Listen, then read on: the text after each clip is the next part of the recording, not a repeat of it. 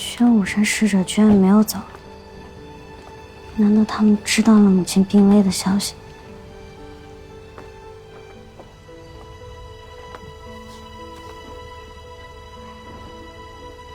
想什么呢？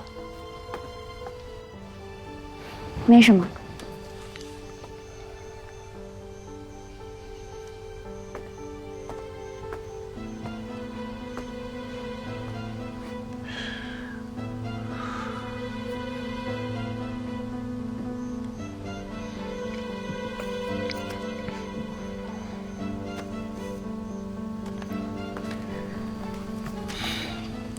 我知道你家在玄武城和花园城中间，很为难。嗨，我这就传信，告诉他们花园城毫无破绽，不宜久留。他们很快就会回去的。你放心，只要我在花园城一天，就不会发生两城交战、民不聊生的场面。那你会一直留在花园吧？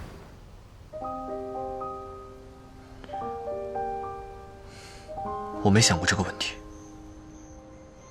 我也就是随口一问，以后的事情以后再说。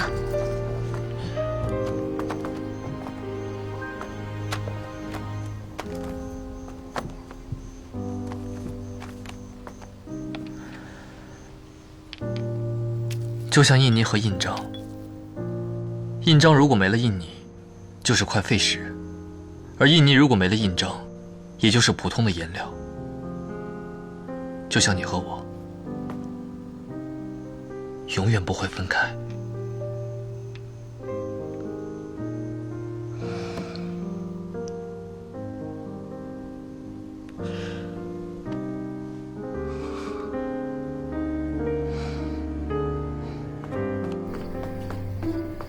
少城主，怎么了？时间不早了，你早点休息啊。你自己睡你自己的，你管我睡不睡？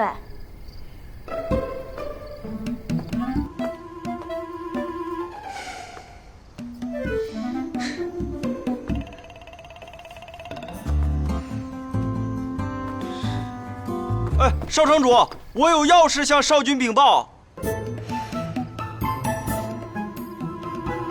有什么事明天再说，这里不许再有任何人来打扰。好嘞。那现在不会有人来打扰我们了，我们继续。